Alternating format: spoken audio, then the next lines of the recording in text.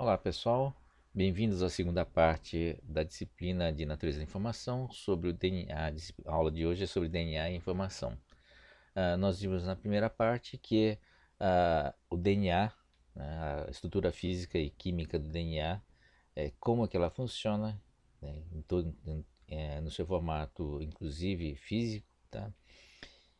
Como ela consegue reter informação, armazenar informação, com as variações equivalente ao bit, né, do par AT e o par GC, e como ele utiliza, né, essa estrutura nos três processos básicos, que é replicação, onde o DNA tira uma cópia de si mesma, a transcrição, que ele faz com que crie uma coisa chamada o RNA mensageiro, e a partir de tradução, que a partir do RNA mensageiro ele consegue criar uma variedade de aminoácidos que formam as estruturas demais processos biológicos, né, que compõem o organismo biológico. Tá? Então, desde a parte de processos que envolvem a geração de energia, os próprios processos, as proteínas necessárias para gerenciar os próprios processos dentro do DNA, né? Todos o material biológico necessário e suficiente para você criar um organismo, uma estrutura externa, né, para a manutenção do DNA. Tá? Então, os aminoácidos são os elementos construtivos de todo organismo vivo. Tá? Então, o DNA, você vê não só o papel dele como um elemento que armazena a informação, ele também é um elemento que atua no seu ambiente através desses processos químicos e, físicos químicos, né, que geram os processos, gerenciam, né, os processos biológicos. Tá? Então, a, a segunda parte da aula de hoje, a gente vai ver o cromossomo e os genes, que é uma parte já de organização a partir do DNA, como você vai usar o DNA para organizar sistemas mais complexos, né? Estruturas mais elaboradas para a criação de organismos mais complexos, envolvendo muito mais, envolvendo DNAs muito mais extensos. Tá? Então, ah, então vamos para o cromossomo. Opa, clique aqui. É a molécula do DNA, né, que guarda informação para autorreplicação e outros processos que estão aqui, né? Tá.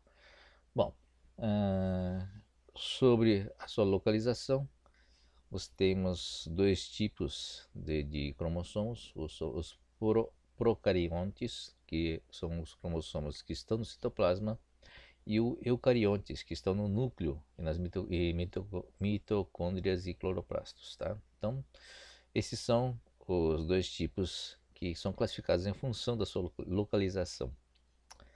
A estrutura e organização desses cromossomos, desculpe, do DNA, né, estão organizados em cromossomos, em plasmídeos e replicadores exógenos. Tá? O vírus, por exemplo, possuem replicadores exógenos, tanto DNA como RNA. Tá? Bom, vamos lá. Antes da divisão celular, os cromossomos são duplicados através de um processo chamado replicação. Os eucariontes, como animais, plantas e fungos, têm o seu DNA dentro do núcleo, enquanto que procariontes, né, as bactérias, têm disperso no citoplasma. Tá? Então, essa é uma diferença importante aqui. Então, animais superiores, desculpe, organismos superiores, né, o DNA está protegido dentro de um núcleo. Tá? O cromossomo é uma longa sequência de DNA que contém vários genes e outras sequências de nucleotídeos com funções específicas das células dos seres vivos. Dentro do cromossomo, as proteínas da cromatina, como as histonas, compactam e organizam o DNA. A gente vai ver essa parte de como os cromossomos são organizados, né? Como o DNA é organizado para formar um cromossomo. Tá? Então, você tem que lembrar que o DNA forma uma cadeia super extensa, né? É, algo que tem poucos nanos de largura, né? Como é que você vai ter 1 centímetro de comprimento, por exemplo, vários centímetros de comprimento? Então, como é que isso é organizado? Né? Como que isso, na verdade, é enrolado, né? Tá? Para não se enroscarem um no outro, né? Tá? Então, essa parte aqui é de organização é interessante também. Essas estruturas compactas guiam as interações entre o DNA e outras proteínas, tá? Então isso é importante porque a partir do DNA, você gera o RNA mensageiro que vai gerando, vai criando, vai compactando e criando também as demais proteínas, tá? Então ele tem que interagir com o ambiente, interagir, e essa forma de interação tem a ver com a sua organização dessas estruturas. DNA é responsável pela transmissão das características hereditárias de cada espécie viva, né? Tá? Então, como você tem essa parte de replicação, essa transmissão, essencialmente é uma transmissão da informação, né? Do ser. Bom, dois tipos de estruturas. DNA linear é o mais comum de todas, quer dizer, ele é uma linha, né? Comprida, tá? Que normalmente que ele está protegido dentro de um núcleo, é um eucarionte, né? Inclui todos os seres vivos com células eucarióticas, ou seja, com um núcleo no celular rodeado por uma membrana, tá? Então tem uma membrana que protege o DNA. Agora os DNAs circulares são aqueles DNAs que ele não tem ponta, né? As duas pontas são juntas para formar um círculo, tá? Tem material genético de bactérias organizados sob forma de uma molécula de DNA circular encontrado bom, essas são características, né? São classes de bactérias. A principal é Archaeas, tá? Seres unicelulares que conseguem viver em condições extremas, não toleradas por qualquer outro organismo, e as bactérias, né? Que contêm mitocôndrias e cloroplastos, estruturas derivadas de eventos de simbioses antigas como bactérias, tá? Bom, o fato de ter um DNA circular ele dá mais estabilidade ao DNA, tá? Então, esse é o motivo pelo qual algumas bactérias conseguem tolerar, né, esses extremos ambientais. Isso aqui é um eucarionte, botando, né? Tá? Então, você tem uma célula, você tem um núcleo onde está localizado o cromossomo. São os mitocôndrias, tá? Bom, nos eucariontes, quer dizer, uma célula, o DNA é comprido, né? Linear, tá? Então, nós temos a parte central, tem um papel importante, né, na divisão celular, dá estabilidade na divisão celular, mas tem os terminais. Esses terminais são importantes para manter a estabilidade do cromossomo, porque como o DNA é um par, né, se você tem um problema aqui na ponta, ele tem uma coisa chamada um efeito de romper, né, essa conexão desses dois pares, tá? É que nem um zíper, né? Você rompe essas conexões aqui, ele começa a abrir, tá? Então, essas terminações são conhecidas como telômeros, tá?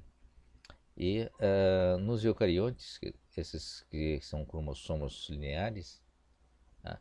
a, a estabilidade do DNA é diretamente dependente do tamanho dos seus telômeros. Então, telômero, né, também é conhecido como como terminações que indicam o envelhecimento ah, do, da célula, tá? À medida que ah, há uma replicação, quando você copia o DNA, esse telômero vai reduzindo de tamanho, chega num ponto onde vai sumindo a ponto de você permitir praticamente a extinção da célula por rompimento, né, do seu DNA. Tá? São fileiras repetitivas de proteínas de DNA não codificante, tá? Não contém instruções, normalmente são pares GC, tá bem mais fortes, né? E aí não contém informação, mas somente tem função somente estrutural.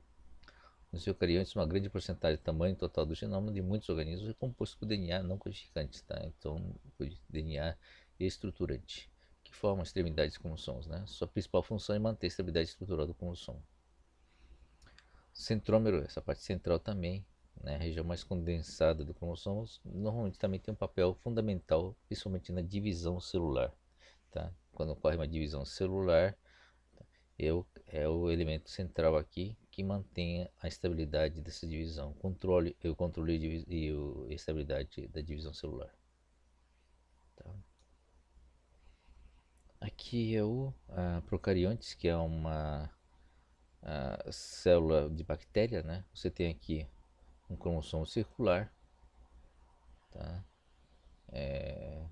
Isso aqui é chamado, isso aqui está tudo dentro do único citoplasma, não tem um núcleo, né? Então nós temos os plasmídeos, tá? E nós temos aqui o cromossomo bacteriano circular, tá? Isso aqui é um mapa, né, justamente desse cromossomo circular, e aqui identificando, né, os vários genes e as suas funções, tá?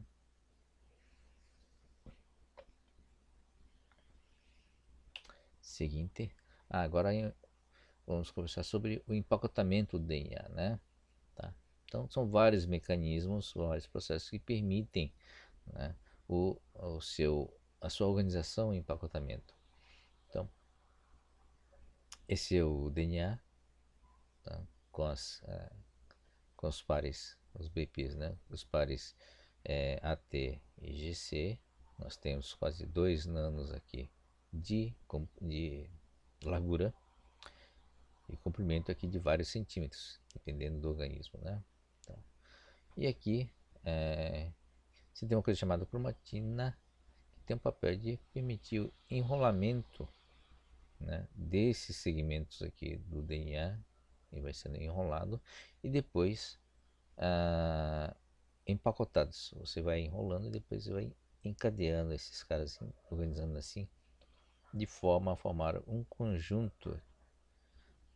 Aqui uma linha só, é um DNA só, tá? Comprido, que é enrolado em torno da cromatina, tá? E esses pedaços aqui, tá? São aqui, ó, cada um deles faz uma coisa assim, ó, tá? Uma, uma seção, tá? Que, mais para edição falando, que depois são condensadas e organizadas aqui a formar aqui um cromossomo inteiro, tá? Então, o cromossomo, na verdade, tem esse formato, mas na verdade é um DNA só comprido, tá?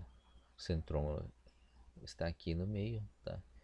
E aqui você já tem uma dimensão, pra você ter uma ideia, né? Começou com 2 nanos, tá? Passou a ter 1400 nanos, que na verdade é 1 milímetro aqui, né? Tá? Então, 1,4 milímetros, tá?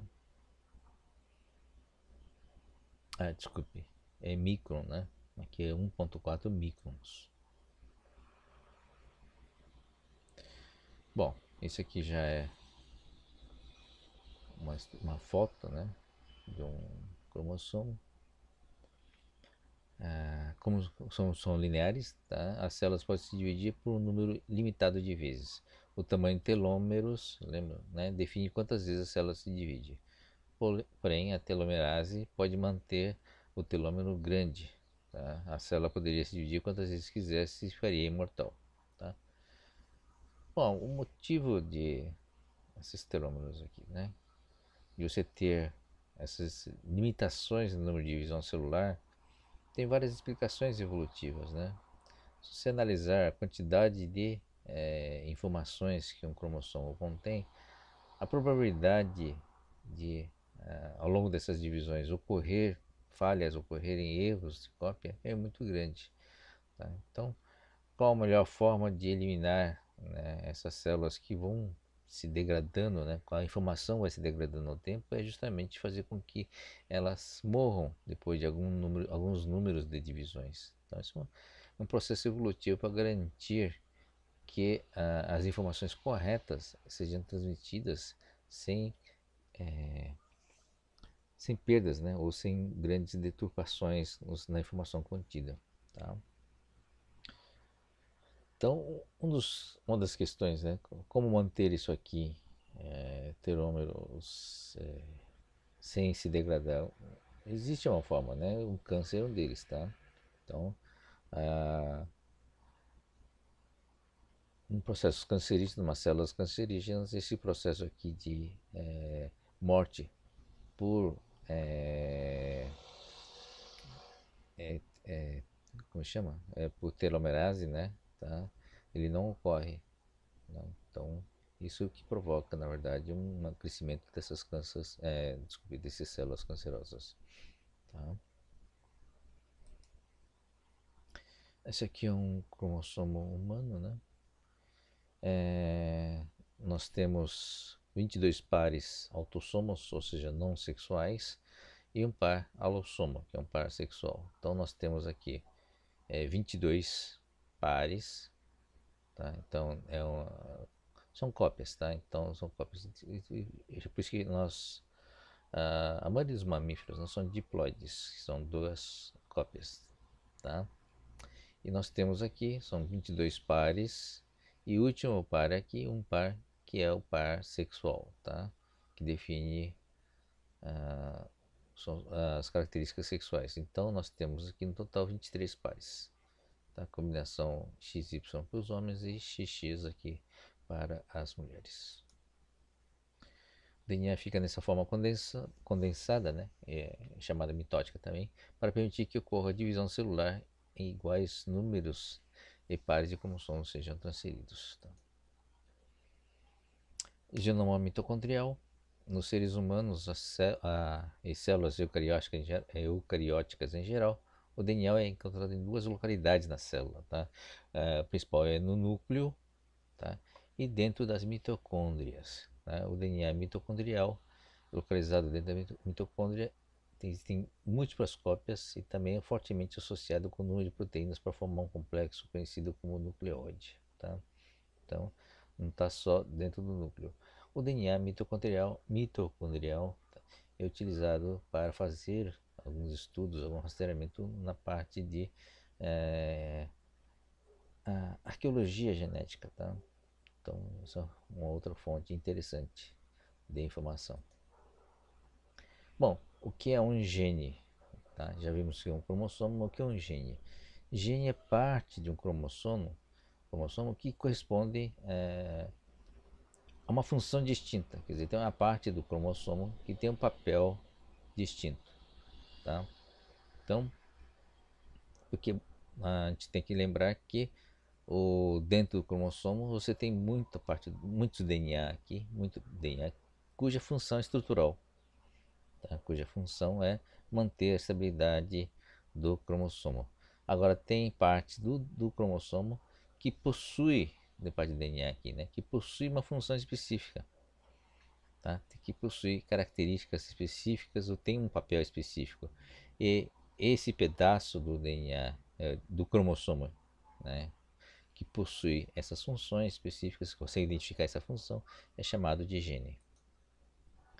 Então, uma informação para produzir uma determinada proteína ou controlar uma característica, por exemplo, a cor dos olhos. Ou seja, é associado a uma função ou uma tarefa.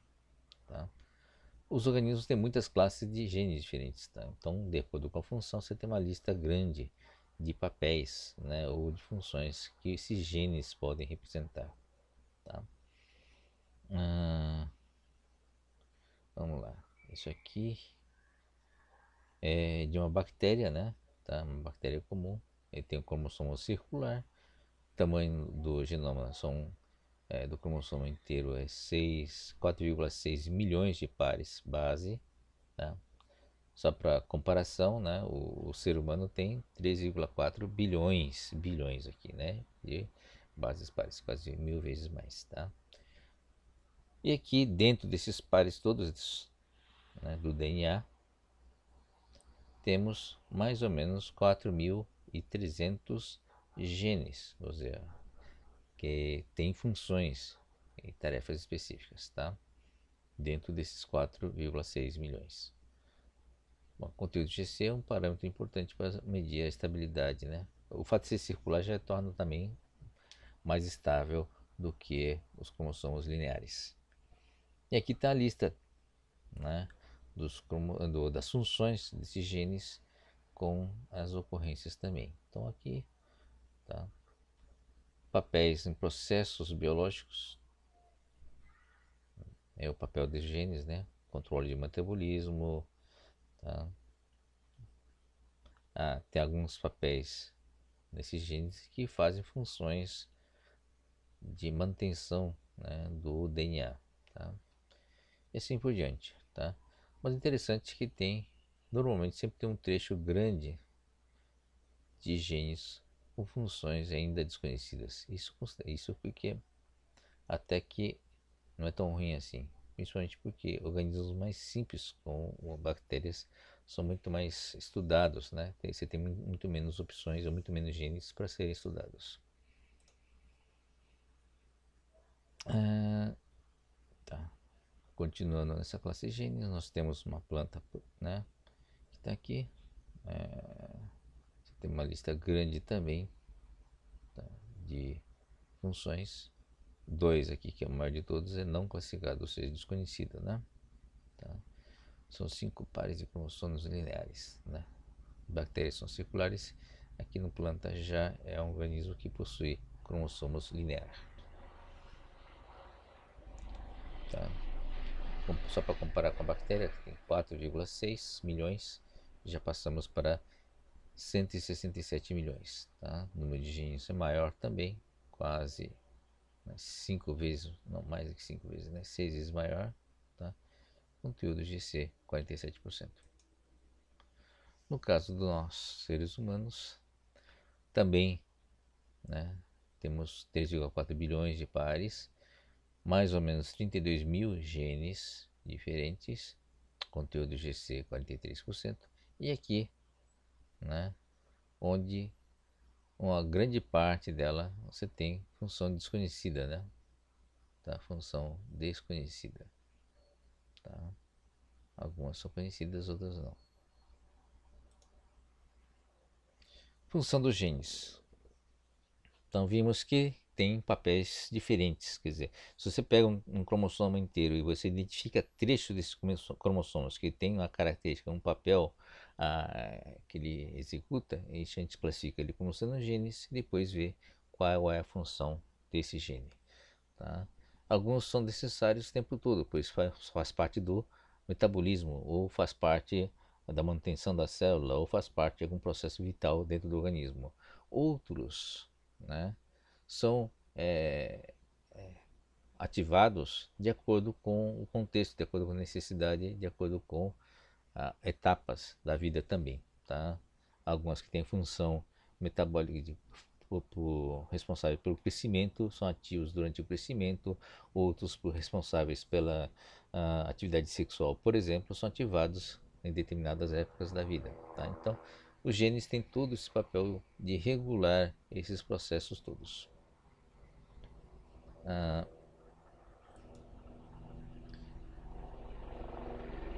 tá? Então, alguns genes são somente ativos em momentos específicos da vida do organismo e outros, né, portanto seria desperdício, às vezes até inconveniente que eles fossem produzidos o tempo todo ou no momento errado. Tá? Outros têm uma função desconhecida, tá?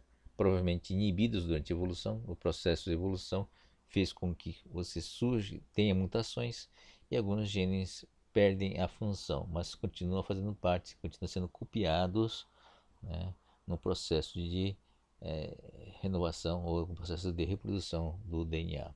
Tá? Outros servem de base, estão lá para servir de base para novos genes. Tá? Eventualmente, determinadas condições ambientais podem ativar. Tá? Então, é o caso de genes que foram úteis no passado por permitirem aquele ser a sobreviverem a secas ou temperaturas elevadas ou baixas, assim por diante. Tá? Então, são genes que estão lá no seu cromossomo e que estão inativos e se vão ativar, né, em determinadas condições ambientais ou determinadas etapas da sua vida. Tá? Então, são chamados de genes que têm função reguladoras, né, no dentro do organismo. Tá? Então, condições ambientais fazem com que tenha diferentes fontes de energia ou de alimentos. Tá? Portanto, alguns genes serão ativados e outros não. Tá? E assim por diante. Então, de maneira geral, a função do gene é muito complexa, né? E envolve muitos elementos, tanto internos como externos, para serem ativados ou não. Mesmo internamente, pode ser dependente do tempo de maturação do organismo, assim por diante. Dentro do ciclo de vida do indivíduo, do organismo, ele pode ficar ativo ou não. Algumas básicas, né? Funções básicas dos genes, tá? Para regular o ciclo celular. Proteínas, geração de proteínas. O gene tem um código para a informação para gerar as proteínas envolvidas em diferenciação celular, envolvidas na interação com outros organismos para reprodução, cooperação, simbiose, patogênese. Tá? Então, todos esses genes podem ser transcritos em respostas a algum evento externo ou em determinada etapa do ciclo de vida do organismo.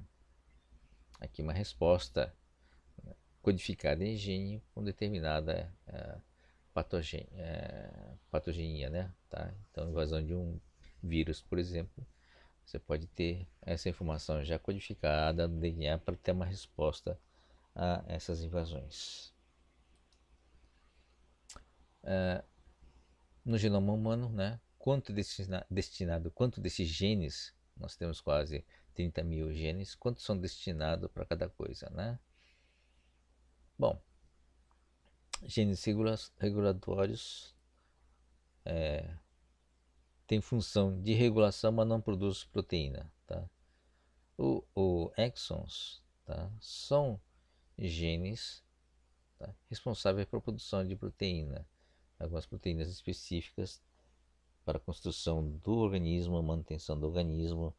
Tá? Tudo isso é função desses genes que estão aqui, mas representam muito pouco. Né? Se você considerar que nós temos 32 mil genes, tá? Não tem tanta variedade assim de proteína que precisamos produzir para a manutenção do nosso corpo. Tá? Então, é relativamente pequeno no contexto. Né? A maioria deles consiste em produção, né, e controle de funções regulatórias do organismo. Tá? Aqui são variadas. Tá? Algumas são, por redundância, eventualmente tem cópias de alguns genes importantes, são redundantes. E aqui são chamados parasitas genéticos, né? Você não sabe exatamente qual é o papel desses genes aqui. Tá? Talvez foram descartados ao longo da evolução e outros podem servir também como referência, né, para a produção de novos genes. Então, a expressão dos genes é o processo onde você vai fazer com que os genes, veja, os genes são parte do cromossomos, especialmente trechos especialmente criados para realizar uma determinada função de uma determinada tarefa, tá? Então,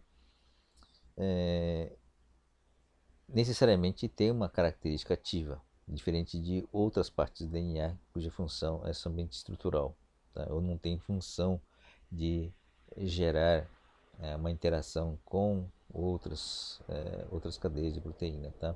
Então, o principal papel desses genes é fazer a sua transcrição, né, criar esse RNA mensageiro aqui, tá? Para você produzir proteínas, por exemplo, ou gerar uma interação com outros trechos, né, outros genes.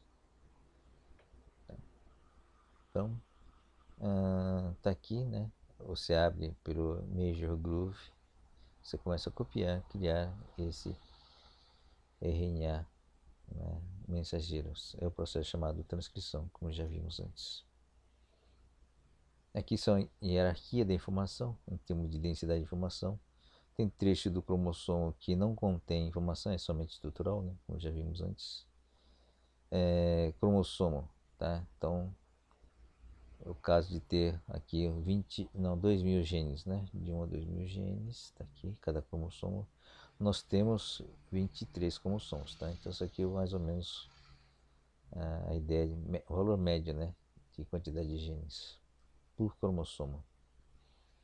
Então é dado aqui em pares 10 oitava, 1,5 10 oitava, isso aqui dá quase 150 milhões de pares base, né? E aqui você tem um trecho que são os genes, que é a parte ativa, né, do cromossomo. Tá? Aqui mais ou menos a quantidade de pares bases. E aqui a parte do gene que é responsável pela transcrição. Você tira uma cópia aqui. Você tem um marcador de início. A partir daqui você vai transcrever para um RNA aqui, né? Uma transcrição primária para depois virar um RNA, tá? A partir daqui o RNA já é um nucleotídeo, né? Veja, aqui é par, né? O DNA é um par base. Agora aqui não, aqui o RNA, aqui, o transcript aqui, que é uma etapa intermediária do RNA mensageiro, ele é só o nucleotídeo, não é um par. Tá? Então aqui é o nucleotídeo e aqui você cria esses RNA mensageiros que são responsáveis, né? Cada três forma um aminoácido e o conjunto de cada três aqui vai formando o encadeamento que forma a proteína. Tá? Tem um vídeo específico aqui, não sei onde está, deixa eu ver se está aqui. Aqui já é um resumo, mas acho que na transcrição aqui eu deixei um vídeo para vocês poderem acompanhar esse mecanismo. Acho que está na primeira parte, não está nessa segunda parte. Tá certo, então tá bom. Então tem um vídeo no YouTube que mostra o papel, como é que é feito esse processo de transcrição, tá? Bom, esse vídeo aqui já é um resumo. Esse vídeo é interessante vocês assistirem e curtirem.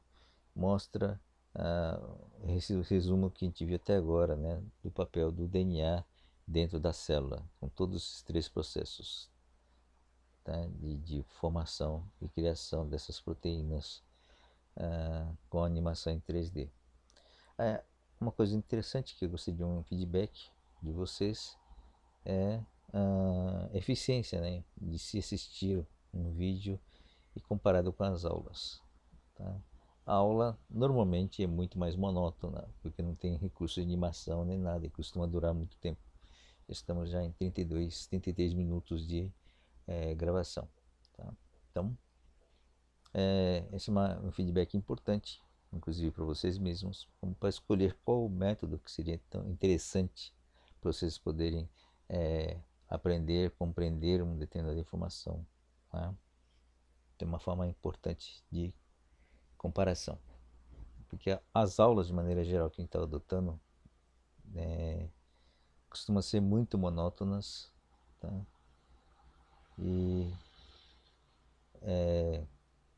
meia hora depois ouvindo essas aulas monótonas dá um sono danado, né? Eu tenho assistido as minhas próprias aulas e tem sido insuportável assisti-las. Não sei como é que vocês estão aguentando. Provavelmente estão usando minhas aulas nas noites de insônia para dormir, né? Tá? Mas eu gostaria de uma realimentação de vocês em relação a uma comparação. Basicamente esse vídeo aqui vai repetir mais ou menos o que eu disse, só que com muito menos tempo usando animação. Mas seria importante saber qual seria a forma mais adequada de você compreender os processos, né? Qual seria a forma mais fácil de entender e compreender, tá bom? Eu aguardo uma realimentação de vocês. A terceira e última parte a gente vai discutir agora o DNA sob a ótica da informação, fortemente focado na informação e processamento, tá? Então, essa terceira parte já vai ser menos biológica e ser mais sistemas de informação, tá? Bom, gente, até a terceira parte então, tá bom? Um abraço.